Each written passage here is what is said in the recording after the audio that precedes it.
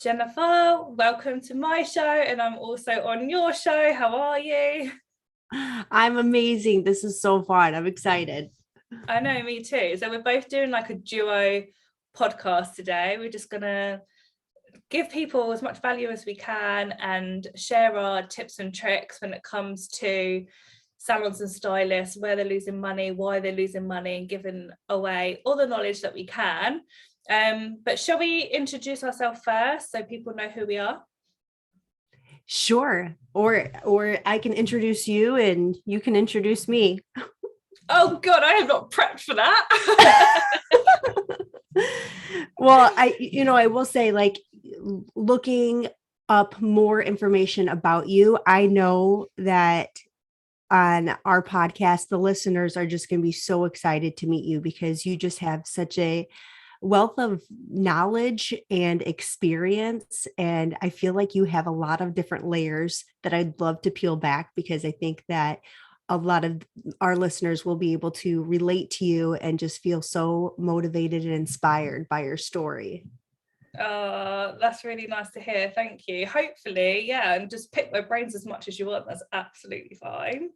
And I know some of my listeners were already heard about you because you're one of our guest speakers for my membership program for salon owners. So lots of people will already know who you are also. So that's exciting. Yes. And you've already launched this, right? Yeah, the guest speakers have gone live. So we basically have a guest speaker every month. So all of our guest speakers are lined up, and then we will basically drip feed them through the year. So your episode's coming out soon. Oh, amazing. Well, Katie, yes, go ahead, introduce yourself. And, I'd love to hear a little bit of a background about how you got started into this industry. God, that seems like a million years ago now, but it was only about 13 years ago, coming up 14. I started my salon. I've got a beauty salon, so I'm in the beauty space. And I opened at 19, no qualifications, no client base, no know-how about anything, and just chucked myself in there. And it was hard. It was really hard. I had nervous breakdowns. I wanted to go bankrupt. I wanted to give it all in, but I couldn't. So I had to keep going. Otherwise, what the hell was I going to do if I did give it all in? So I studied everything in business. I learned everything in beauty. Back then, there wasn't even that many beauty salons. It was lots of hairdressers, not mainly like places that just do beauty. So I really, really studied it, and I built a team, and we come out the other end. And before you knew it, that salon was then award winning. I stepped out. I was building the brand. I opened a product range. I opened a training academy. And then fast forward, let's say it was about 8 years, I then had my little girl, and I stepped out of the salon completely. And everyone was like, how did you do that? How are you running everything and not there? How are your team so successful? And then that's how I started business mentoring and taught people how to do this. Like, how do you step out of the salon? How do you still make money and not be there? So that's what I do now. So that's in a really tiny nutshell. 13 years. So it's definitely been a roller coaster for sure, but there's been loads of lessons along the way. And now I just love being able to fast forward salon owners' journey from 13 years into a year. Like, it's just amazing seeing what people can do with the know-how, because I didn't have the know-how back then. Yeah. And I think that's amazing that you're able now to share all of that and say, make sure you don't do this and make sure that you do this. And that way you can get to where you want to go much faster and easier. Definitely. Katie, where obviously our listeners know that you have an accent. Your listeners know that I have an accent. So where are you from? So I'm in a place called Bedfordshire, which is in the UK. So it's not too far from London. Oh my goodness. And you are like my first European guest on the podcast. So this is just so incredible because we're 6 hours apart, right? Yeah, we've been trying to sort out our time differences, haven't we, to make this work? Because it's 9 a.m. where you are. So whereabouts are you right now? So I am based outside of Chicago, Illinois, in the Amazing. US. Yes. Amazing. And you're mainly in the hair world, aren't you? Yes. So for your listeners, I'm Jennifer Alvarez, and I've been a licensed cosmetologist since 2002. And I, just like you, Katie, have had quite a bit of a journey of trials and error and dabbling with a lot of different business models of this industry, from being an employee to being a freelancer to starting up an on-location bridal company in 2013 to opening up my own salon as well in 2016. So quite a bit of a journey of figuring things out and learning things the hard way. And like you, I'm a salon owner still today. And I do hair behind the chair maybe 11 hours a week. And I have 6 employees and a few friends who also help out with the bridal industry, since some of these weddings, there's just so many girls who want services. So you need a whole village to make that happen. So, but it's been a lot of fun. And I've been podcasting since December 2019, and it's just been so cool, the amount of people that I have met and learned from. And that's just what's so exciting about this industry, the amount of opportunities that you can create for yourself and the amount of self-development and growth that comes along the way is just, it's just such a great feeling and an adventure for sure. It's literally never ever ending, like the learning journey. And even when you're coaching people or when you're doing the podcast and you talk to other people and you think, oh my God, I would never have even realized that. And you're learning all of the time, even though you've been in the industry for so long. Like, you can't ever go stale. There's so much to learn.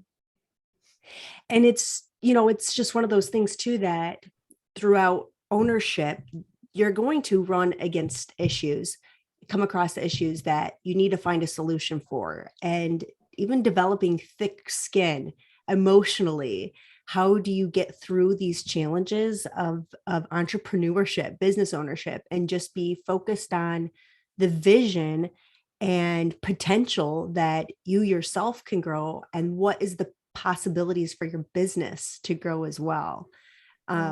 You have a lot of experience now with franchising. Is this right? Yeah, so we had the franchise a couple of years back.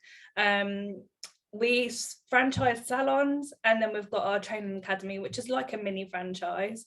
So yeah, I mean, it's big where you are franchising, isn't it? I would say in the US, what has really been most popular is salon suite franchises. Is that popular in the UK? No, there's one or possibly 2 companies that have just brought it in. So that's when people have the building, but then they rent out the spaces, right?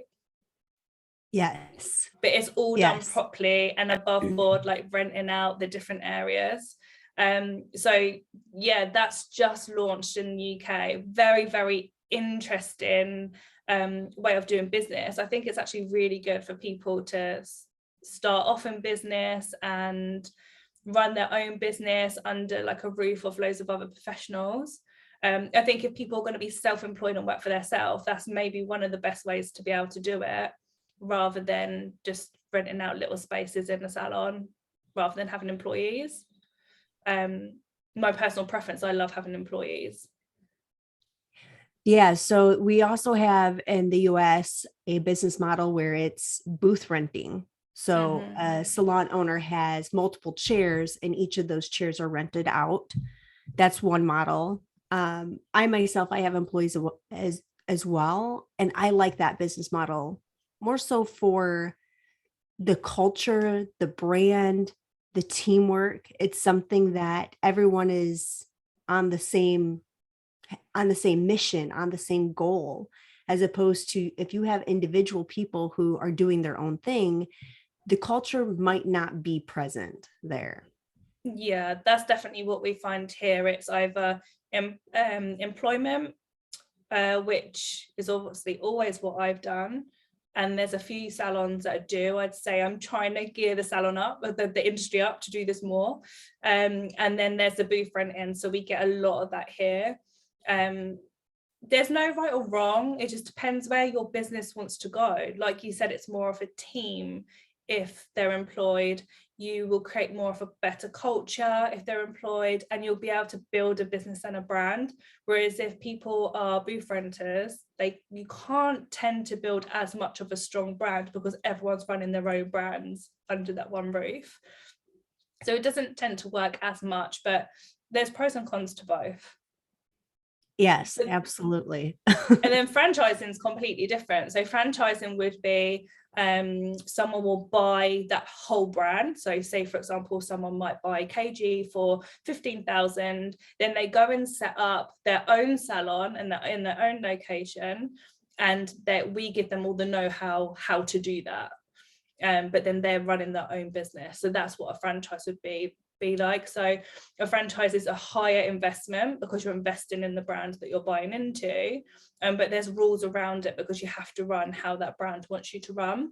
But you've got a head start in business then, because that brand already knows how to run a business. So again, it just depends. If you're really entrepreneurial minded, the chances are you won't go and buy a franchise because you'll have your own things that you want to put down on that business. But if you would love to open a business, you'd love to open a salon, and you really want that person to hold your hand and fast forward you, then a franchise is the route that someone would want to go. So it's so good. There's so many different options. How many franchises do you guys have currently? We've sold all of ours, but we had 5 within the space of like 2 years, just before the pandemic hit. And then we changed direction, focused our efforts on other things in business. And then the pandemic hit. So luckily I did get out of that before all of that hit. Oh my gosh. So yeah. How did this affect you and your business? The pandemic? Yes. Oh gosh. Being really raw and honest, the pandemic affected us hard. I think it did for a lot of people. There was a lot of change, I'd say good change. We got rid of a lot of overheads, we cut down costs, we really looked at the business models of all of the companies that I own and think, okay, what is really working? What is really making money? What is going to be here after the pandemic? What can we run while there's a pandemic? So it was a real eye-opener, but also got to shut down or close parts of the business that actually we thought were working but weren't. So I think for like a year, it was really good to just study our business models and really strip them apart and see what works. But for a business point of view, also, it's been tough. I don't know what it's been like where you are, but we were the last open, then we'd be closed again. And it was just up and down for like a good year and a half. So lots of clients got used to not having treatment, and if they did have several treatments, they might have only come back for one treatment now. So it's lots of salons are rebuilding their entire business. I mean, we were 13 years in, didn't have to worry about clients coming through the door, whereas now I would say we were backwards a few years because we're starting fresh and new again. So it is really looking at the marketing systems that we might have done years ago, bringing them back in and really pushing them, and not being so, it's like the salon just worked before. We knew there was money coming in. We knew the stylists were going to be booked up. Whereas now it's a little bit more of an effort again. But I think in our industry, that will change again over this next summer. People are traveling again. There's weddings again. Everyone's partying again. COVID's over, hopefully. So I think all of that will lift, but it's definitely been a struggle. I'm curious to know, you said your marketing solutions have shifted and that you brought some old marketing techniques back into the business. Are you able to share what those are? Of course. Like we're really big on marketing anyway. Like that's a huge part of all of our companies. But even things like leaflet distribution would have been something we've done years ago and maybe not touched for a couple of years. But actually, no, now we're going back to basics. leafleting worked, so let's do that again.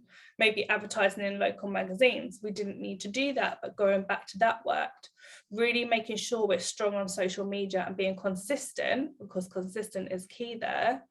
Making sure we've got a marketing structure of what's going out on social media every single week. What product are we promoting? What service are we promoting?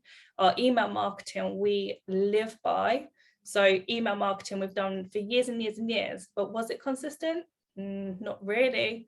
Whereas now it's consistent every single week without fail. And that's definitely what keeps us afloat.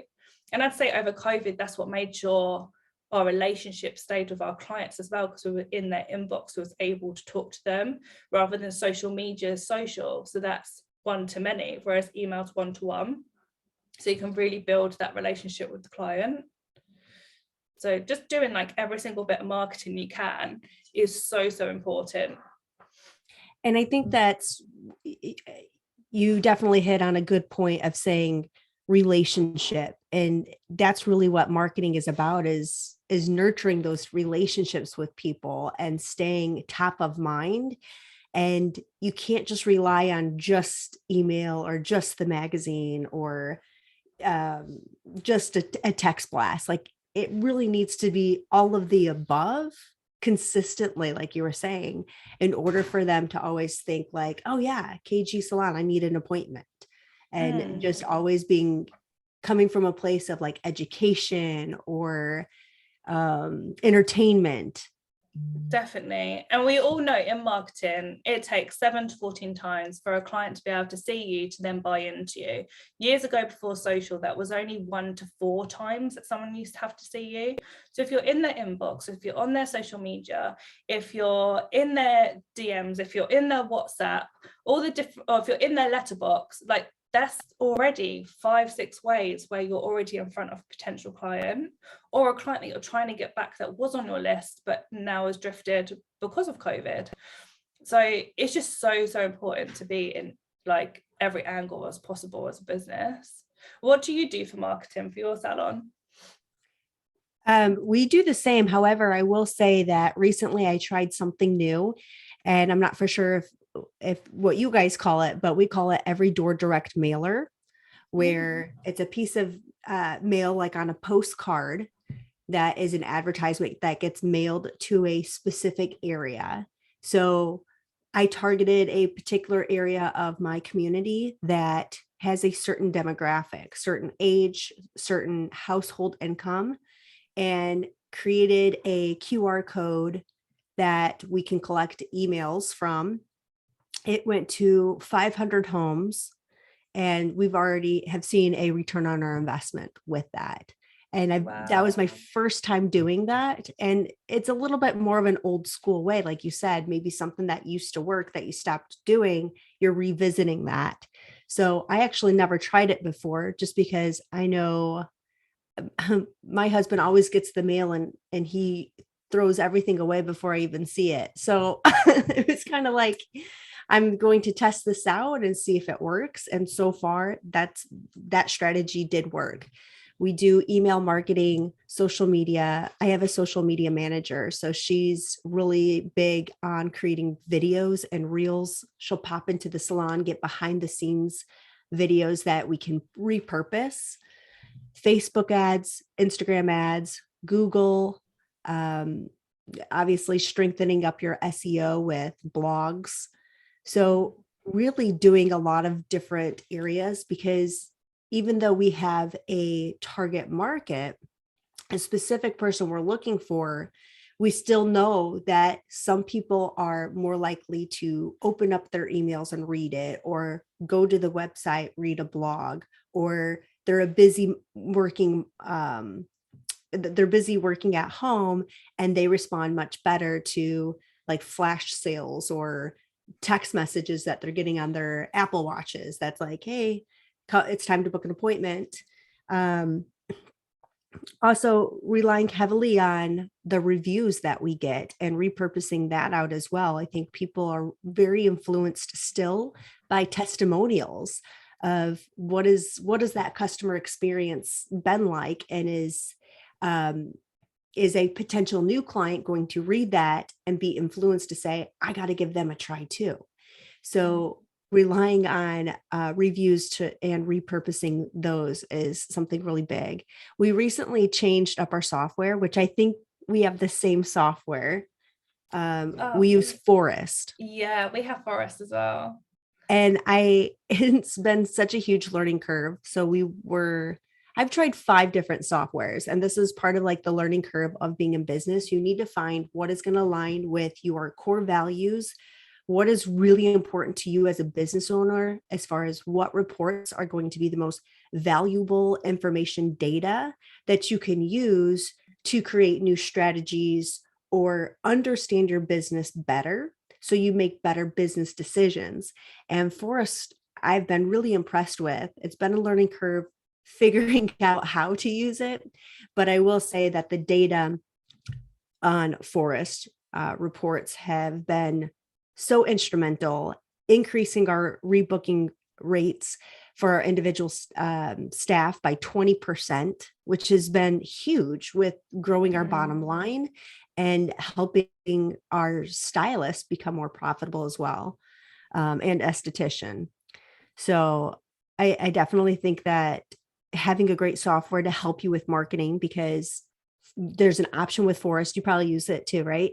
After their appointment's over, they get this automatic message. Thank you so much for visiting. We would love to hear how your experience was. And it gives the customer an option to leave you a review. And if it's a 4 or 5 stars above, then they can post that on Google. So it's just more ways to create visibility for your business, which is key for marketing. Yeah, and Google's huge right now. I think people forget Google. They just think everything's social media, or I don't need a website. But yeah, you do. Like, you need that website because Google's huge. Most people still will go to Google to search what they want. And when it comes to the booking provider, it's so much more now than just a booking provider, isn't it? Like, you need, especially if you have a team, if you're a sole trader, you're on your own. Okay, you might just want something where you can book appointments and, and see your own stats. But when you have a team or you want to grow your salon, knowing the figures I can pull up on Forest, to me, that was worth the fees I paid. Like, I'd say it's mostly one of the highest booking ones you can buy right now, isn't it? It's definitely the pricey here in the UK. But I can pull up the utilization of my team. I can pull up how much they're retailing. I can pull up what their rebooking rate is. I can pull up literally everything, to the point, even when it comes to services. In my salon, facials aren't a big thing. Like, we're more like lashes, nails, that type of thing. But I had to make a decision on a facial machine we had the other day. I was like, do we keep it or do we not? And I thought, let me see what Forest says. So I just saw how much money I spend on retail, as in just to actually perform that treatment, and how much money I've actually made on that machine in the last year or two. And straight away that told me if I needed to keep that treatment in or not. So you can look at your staff performance, and you can look at your treatment performance as well. So whatever booking provider you go for, just make sure they've got all the reports, because that's, as a business owner and as an entrepreneur, the figures are what you need to be looking at more than anything. 100%. And that definitely was a huge learning curve when starting my business, growing my team, and really relying on those reports and understanding, what does this mean, right? Like, we can't just look at numbers and percentages and see it as face value. It's telling us a story. It's telling us are we priced correctly for profit?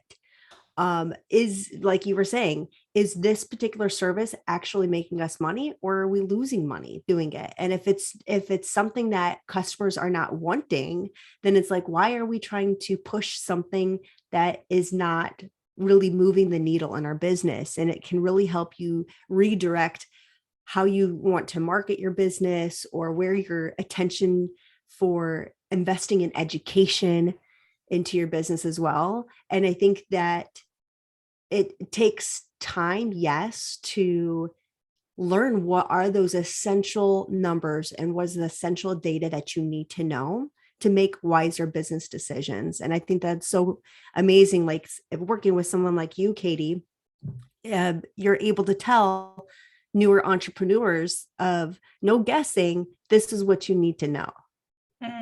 And I do think a lot of people, is it the same where you are? Lots of us start this industry, or we become salon owners because we're good at doing treatments. Then we go into being a salon owner, not necessarily because we're business minded. So we kind of open salons, think, okay, I'm quite good at this, then start employing staff or renting out space, however you want to do it. Then you're like, okay, we're making this money, but where is it? Or where's the profit? Or I don't even know what my numbers are, because we're so just used to being behind the chair and knowing that we're good at our job, but don't realize that job turns into a business, which then means you're turning into an entrepreneur and actually don't know what you're doing. So these figures is what you really, really need to know to make sure that your business is actually running and your business is viable. Otherwise, you're better off just getting a job, or you're better off just working solo without a team. Like, you need to know these numbers. You need to know what your break-even points are. You need to know like why it's so important to know these numbers and what your team should be pulling in to be able to run a business successfully. And all of that comes with time. You don't know that when you first open or when you first launch a salon, but that's stuff that you should be studying right now if you're in business. Absolutely. And you brought up a good point too, of knowing at least enough to make the decision of, should I open my own business, or am I better off being that technician? Am I better off doing the lashes or doing hair and staying in your zone of genius? I think that, people might see this shiny object of, oh, entrepreneurship, but it's not for everyone. And it doesn't mean that you should just open up a salon because you think you're going to be more profitable. It's more so open up a business if you really would love to share and grow people, creating a business where you are no longer the technician, but you are passing the baton and raising and growing people to become better artists and better beauty providers, providing an amazing guest experience that you want to create.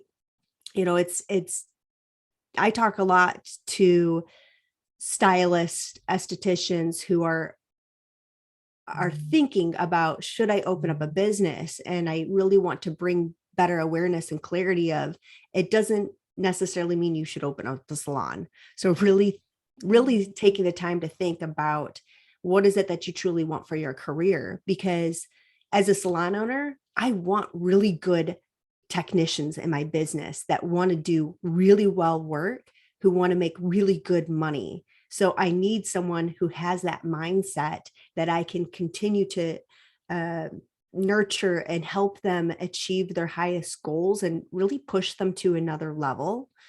And, sometimes people are in environments where they are either boxed in, maybe they're not growing. And it doesn't mean, hey, open up a salon. It means maybe you're just in the wrong environment. You're with the wrong leader. You're with the wrong mentor. You're with the wrong team. And it's time that you should get into a different business, not necessarily as the owner, but having somebody else help pave the way for you too. Yeah, 100%. It's all about leadership, building teams, upping people, not necessarily just about making the money, freedom, entrepreneurship, because it ain't all of that. Like, you can making such good money in a salon, like such good money solo or even as an employee. But there's so many opportunities now. And actually, as a salon owner, I'm sure you're the same. You'll be making all this money turnover, but that ain't going in your pocket. And there is loads of overheads to be paid before you see any of that, which is what people don't see. Yeah, absolutely. And I worked as an employee for about 11 years for a particular company. And there was times that I felt like, wow, they're so greedy. They're taking this a huge amount of money.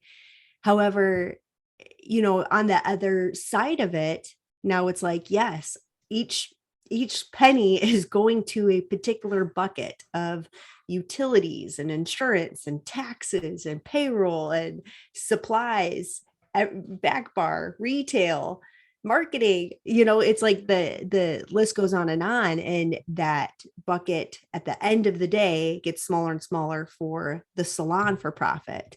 Obviously you never want to go into business knowing that you're going to make no profit, but at the same time, what is the industry average right now for salon owners? 8%. Yeah, it's something ridiculous like that. Is the profit. And so I think that if more people understood that this is not all going into your salon owner's pocket, it's getting divvied up in a way that is going to create opportunities for you as a stylist or technician so that you can grow your business. And I think when I don't know about you, but like, I want to lead my team with full transparency of where's all this money going. I'm huge on that. And I think when you first start in business as well, and you do see the turnover, because turnover is different to profit. When you see the turnover is so much higher when you have teams, and you think, I can't tell them that we make this type of money, and you want to keep it a secret, and you're like, I don't want to tell them how much we earn. But you're not earning that. That's just your turnover. Telling them that this is our break-even point. We have to break even £3,500 a week to just break even. It's just paying our overheads. This is just paying your wage right now. They're like, really? Wow. Because they assume £3,500 is loads of money. That's their whole month's wage plus extra. So why can't we survive on that? But if they say, well, actually, no, we're paying X amount of people, we've got rent, we've got the water, we've got all the other overheads, we have stock, we have training. So actually that's our my girls know our break-even point. They know if we hit our break-even point or if we've gone over, because they know if we hit our break-even point, we're okay, everyone's going to get paid, but there is no space for bonuses or pay rises. So we want to hit our break-even point and more. And they'll know what that goal is for us to hit. So they know if we're hitting that consistently, that's where the pay rises come in. That's when the team outings come in. That's all when the incentives come in. So it's really, really key to be open with your teams on figures. And that also educates them of, okay, all the money going into the business isn't Katie's. It's to run the business before Katie even gets it. My team will get paid before Katie gets paid. So it's just educating the teams rather than them thinking, well, they earn loads of money, so I might as well go off on my own and do this, because that's not the real world. That's not really how it works. I think that's cool, because then you can teach your team about like a team goal, a salon goal, as opposed to just if you're just focusing on, okay, we've got to make X amount of money, I've got to bring in X amount of money a month, then it's more so like that person is in it for themselves versus like, how as a team can we produce this, achieve this goal together? And I think that creates a new mindset and dynamic too in the salon, where everyone understands, okay, if we can maximize this guest experience, it's getting us one step closer, one sale closer to where we want to go together. And I think that creates a whole new environment that really brings the team together and helps to boost morale as well, when everyone is on the same page of like, what is our mission today? What is our goal for the month? And what can I do to do one step more to help us get there? I'm curious, with working with a lot of technicians, because is your focus mainly brows and lashes, nails? In the salon, we do everything beauty, but I would say our main focus is lash extensions, nails, tanning, all the instant treatments. Yeah. I'm so impressed by all of the things that you have done. I mean, you've got amazing courses out of training people. You've got a team who also trains people too, right? Mm-hmm. And you have a book out, and you've won, um, like the salon's won what, 16 awards? Something ridiculous. And Yeah, we're very that's blessed. so impressive. What is like one of the most common questions that you are getting asked by your students? Everyone obviously wants to know how did you do that? How did you get that far? How do you win the awards? But it's all a process and nothing comes overnight. And we all know in business how hard it is. Like, it's so hard. And there's only something like 5% of business owners that actually make it or actually go past 5 years, let alone 10 years. It's so easy to chuck the towel in. And I do definitely think it's because I haven't chucked the towel in. I've been around for such a long time now that people trust the brand because we haven't gone anywhere. Teams trust to join us because we keep our teams for a long time, and they can see I invest in my teams. These awards wouldn't come if it wasn't for my team producing the treatments they produced, the customer service they produced alongside that, and me actually having the time to put us forward for awards as well. Like, you have to have that balance of working in the salon, but also having that time to work on the business. And part of that is entering awards, writing articles to get your business out there, getting in magazines, newspapers, doing everything you possibly can to get your name and brand out there.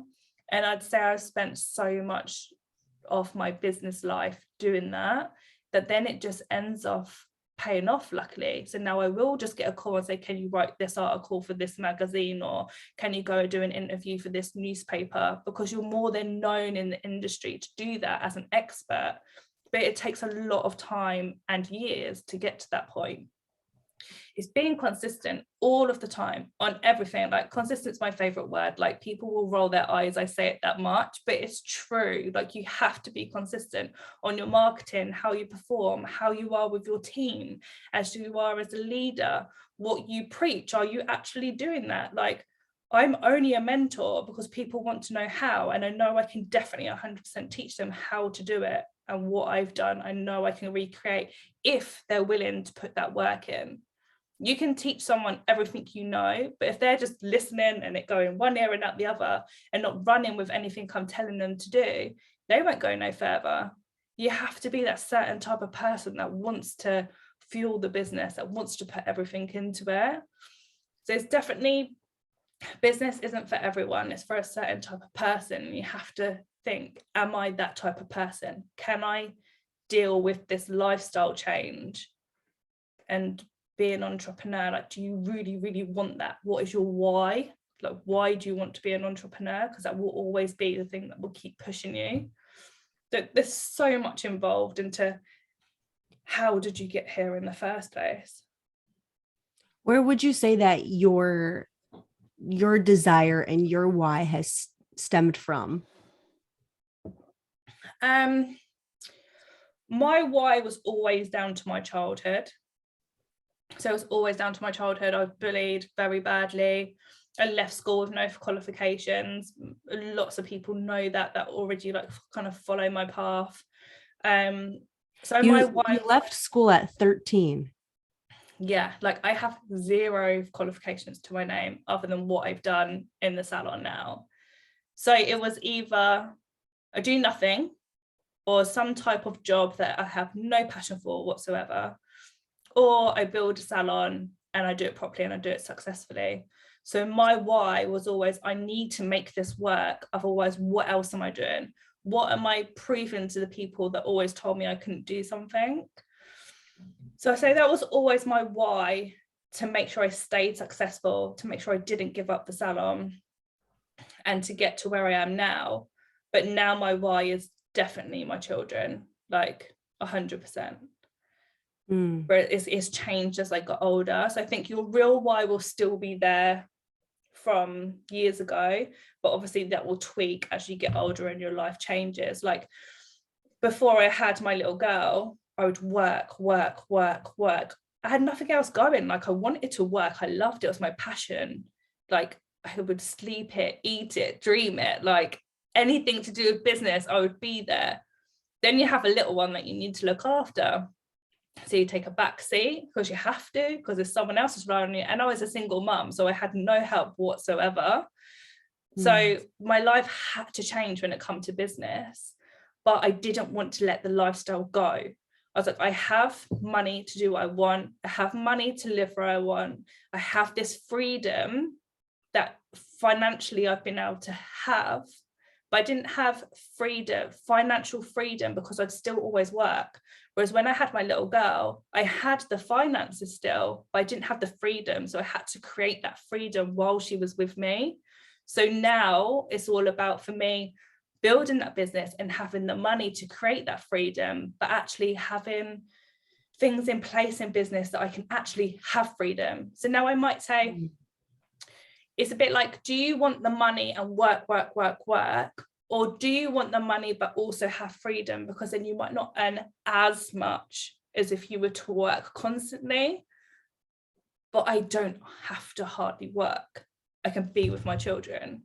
And to me, that's the most important thing out of everything. I probably will piggyback off of that, though, that you had worked to create those systems and develop your training and really become very clear on what direction you want to take your business, so that you could pull away from being the technician into being the business owner, so that you'll have that money that creates that freedom. And it was probably a long period of time of major hustle to make that happen. Like, it wasn't like you had Lola and then all of a sudden you're like, okay, I'm not going to be doing this anymore. No, like there, and that's the thing that is best to stress. Like, you have to work so much before you can get to a point to be like, okay, I'm working this much, but now I want to change my systems. How am I going to change my systems? Well, systems means teams. You have to have money to have teams. So, you know, the hustle was real, like so real. And don't get me wrong, I still hustle now, but I could do it within school times. I don't have to work later. Like, there's different ways of being able to do it. Like, business has just slightly changed now, but I wouldn't have been able to do this and have this lifestyle and be this mum if I didn't do what I'd done previously, which was work all hours. Yeah. I had someone that come to me not so long ago. They were in a completely different industry and they had children. So, you know, it was more tough, 100%. But I was like, I guarantee your child goes to bed at some point. What do you do after bed? They'll watch Netflix. You then got to hustle when your daughter goes to bed or your son goes to bed. You've then got to work around what your timetable was, work around your children. If you're starting something up new that needs all of your time, because if you give something 50%, it's only going to give you 50% back. You're not going to get 100% from it.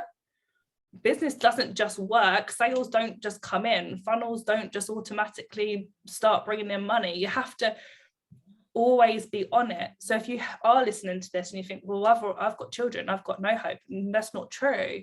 You work around your children's schedule to then build a business. You can still do exactly that.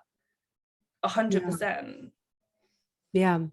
It definitely, to me, what I was hearing was like, failure is not an option. You know, like when you dropped out of school at 13, it was either do nothing but your attitude was failure is not an option here.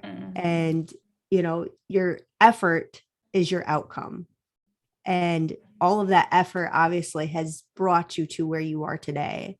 And I think that even, you know, for myself, like, even though I'm pulling back from my business, I'm not in the business as a technician, there is a lot of systems and processes and people in place that have allowed me to pull away. But at the same time, as things change, like going through the pandemic, there was a lot of things that we had to like revisit in our business to say, okay, how do we create a solution for these issues? It's new challenges, new problems arise that we need to address. And just because you have a business plan doesn't mean that, you know, it's done. My job here is done. I can sit back on the beach and sip on Mai Tais. Like, nope. it's something constant that you have to be revisiting of. Is this system still working? Is this process still efficient for us? Is this service serving our community? Is it serving my team? And constantly just tweaking and changing things along the way. It's never a hands-off situation, even though, like, of course, you know, it sounds great as far as like you're creating that freedom, but you also, I bet you are really good about managing yourself. You manage your time. When you said you have 2 kids? I've got one child, one stepchild, and one on the way. Okay. Amazing. Congratulations. Thank you. But you know what to do with your time. And like you said, when this person has time, what are they doing? They're watching Netflix. Well, how much time and effort have you dedicated to working on yourself? Self-development is key. And you know, what are you doing with that? Even if you have 2 hours, just carving out 1 to 2 hours every single day to, what can I do to grow myself? What can I do to work on my business plan or grow my business or market my business? And really just putting pen to paper and making things happen. I think that's it's key to get the ball rolling, to create that momentum. You have to start somewhere. Definitely. Do you find that you find that power and that keep going because of your why as well? Like, what's your why? What keeps you going? I find that I'm just wired in a way that I want more. I want a bigger business. I want to help more people. I want to always grow myself and be better. And I don't know if I can't think of anything specific when I was little, but I definitely very strong-willed, and I just wanted to see something better for myself. How can I be in the beauty industry and be financially successful or financially independent? And, you know, do I necessarily have to work right now? No, I could have that option not to, but I want to. I want to be able to make a huge impact in this beauty industry, because I believe that I'm capable of doing it, and why not me?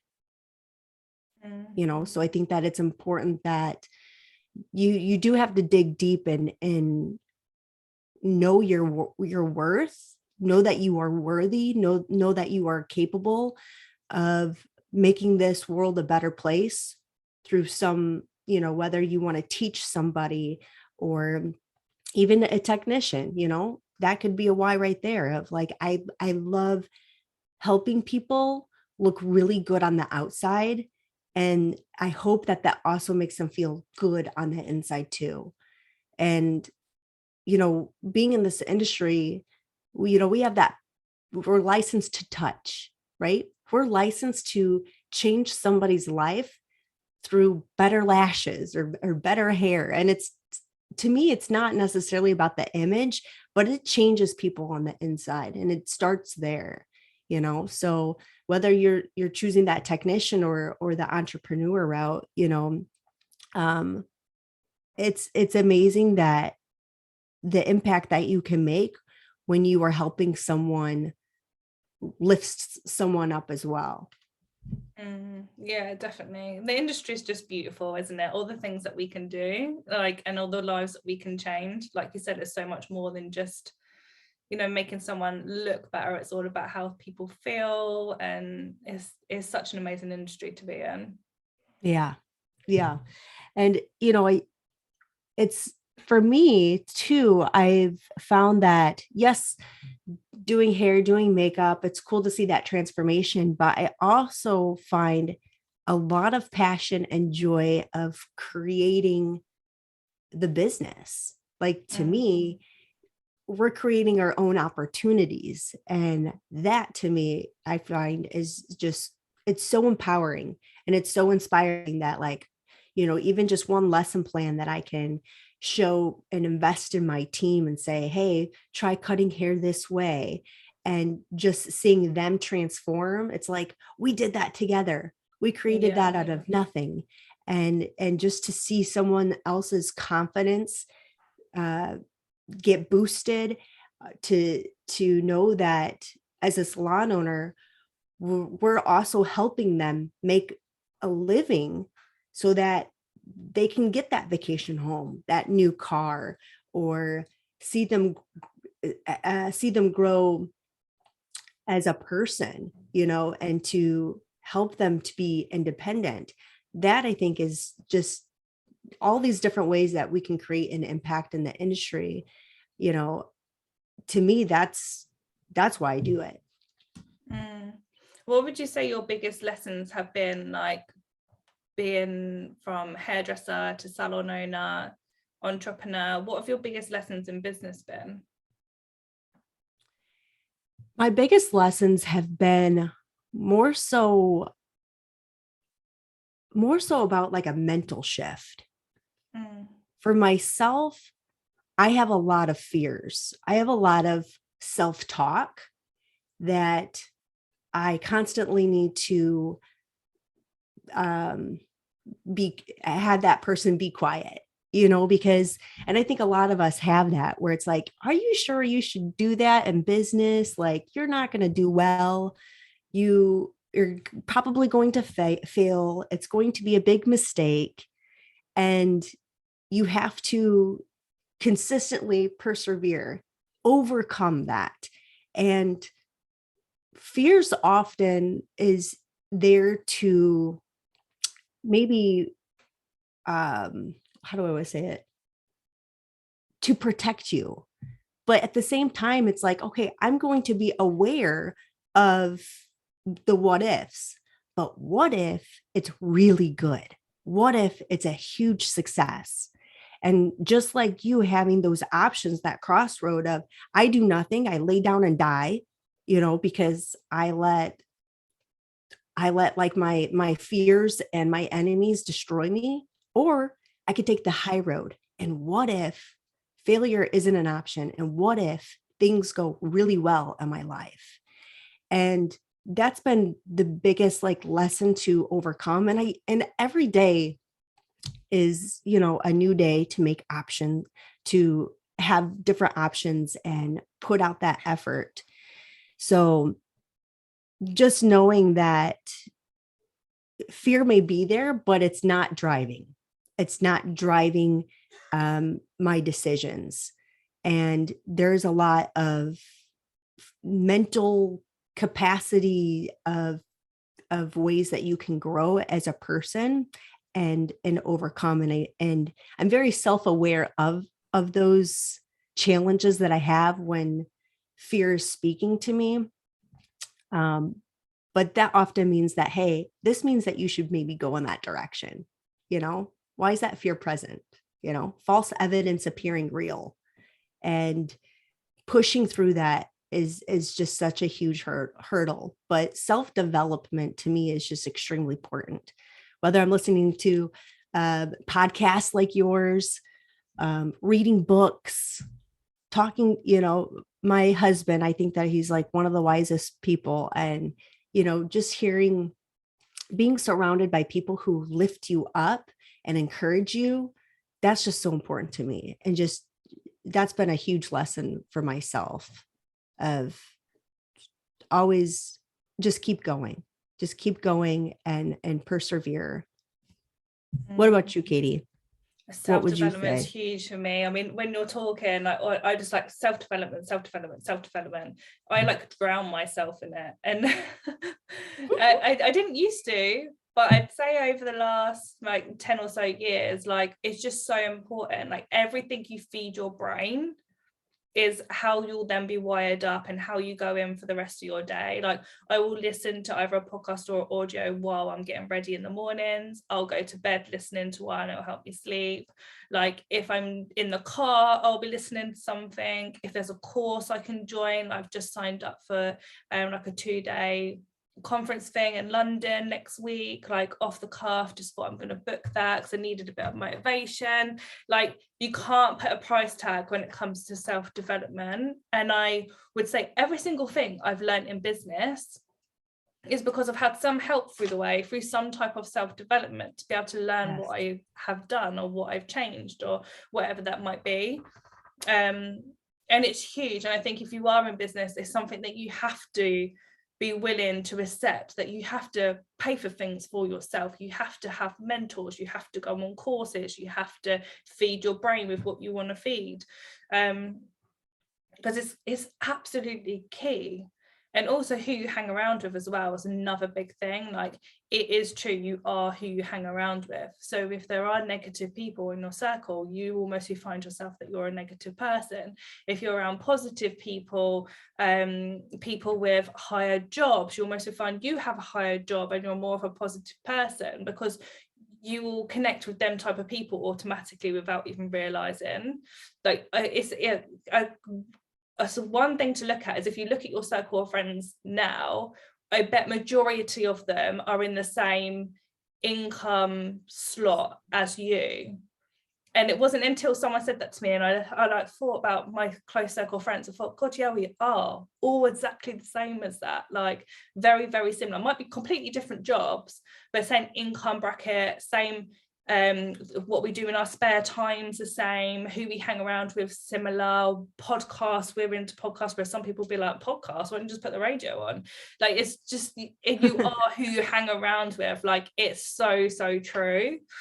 I'm not saying knock everyone out the way that's not like you, but really be mindful who takes up your time. Like, I'm so precious when it comes to time. If someone wastes my time, if someone's messing with my time, if I'm spending time with someone that drains my energy, like, I'm so precious about my time. It's ridiculous. Well, and you have to be, and it's difficult at first, but I do believe it does get easier to know, like, well, that person isn't really, it's draining, some people are just can be so draining. So just protecting your space, and especially since you're a mom too, it's like you're limited at how much extra playtime you have. For sure. So it's like, okay, like, I really value that. So making sure that I'm with the right group. I mean, that's key. I love that. Well, Katie, I'd love to wrap this up. I'd love to, how would you like to close this out today? How shall we close this out? I mean, we could carry on talking for hours, couldn't we? I know. Brilliant. So shall we maybe do, like, what about some key tips to leave our listeners with? Yeah, I love that. Yeah. Do you want to go first? Yeah, so I'm going to go with, let's do some key tips to just having a successful business. So similar to what we've talked about today, obviously just wrapping it up. So my 3 takeaways would be, make sure you're investing in yourself. Make sure that you stay focused. And if it helps listening to me, that just don't let failure be an option. Like, don't give up so easily. And then thirdly, really see what business model it is that you want to create. Have a look and see, fast forward 5 years, look back, what is it that you would like to create? How then are you going to create that, and really break it down to see what business model is right for you, whether that's working for yourself, whether that's opening a salon, whether that's being employed, whether that's being a chair renter. Don't look at what everyone else is doing, see what is best for you, and really work on that. So that's my 3 takeaways for today. What's yours? Yeah. And I think that is really good not to be distracted by the shiny objects. I like that you said, to not, just because it's a trending thing doesn't mean that it's the right path for you. And I know that doing something new or different can be scary, and you could have those fears around it.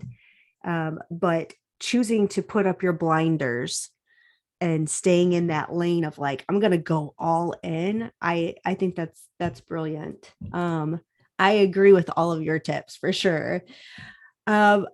Yeah, again, like you said, invest in self. I was going to say reading books, listening to podcasts, those can be very helpful. And I like to start my morning out with turning on YouTube for, have you ever heard those like motivation videos, like Les Brown, Denzel Washington, or there's Tony just a whole, Robbins as well. yeah.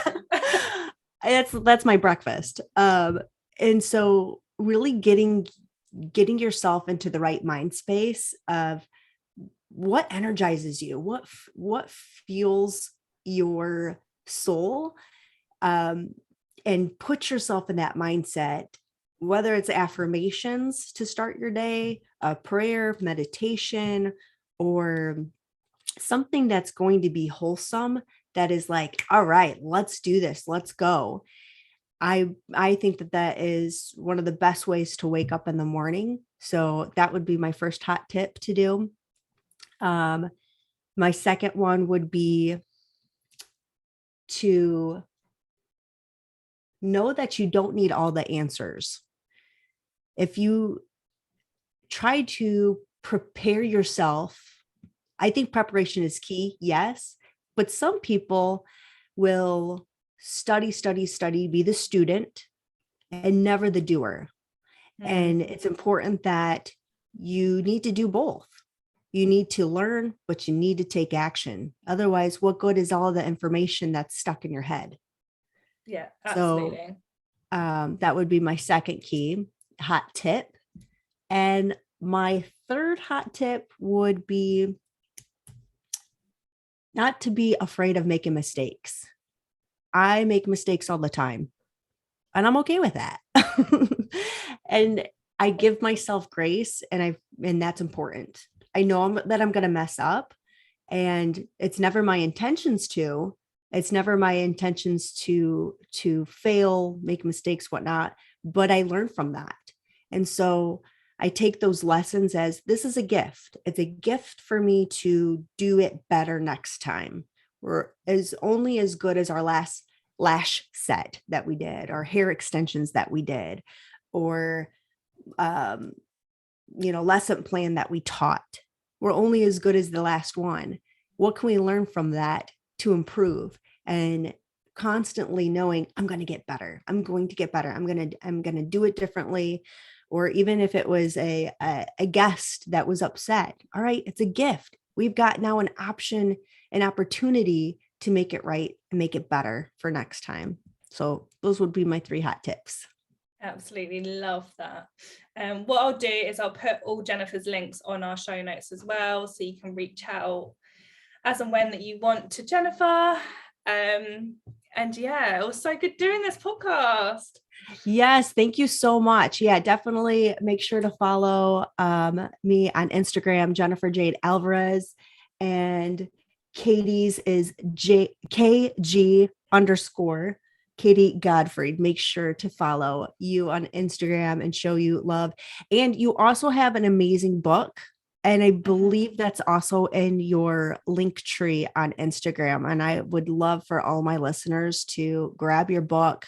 I think that you are just a wealth of knowledge. And, I'm so blessed that we met on Instagram and connected, and your students are just so lucky to learn from you. You've got so much to offer to this world, and you're just such a blessing. So thank you so much, Katie. It was so nice to meet you. You're welcome. And anyone that is listening and just want a copy of the book, just send me a DM and I'll send you a link and you can get a free copy. So love it. I'll sort that out.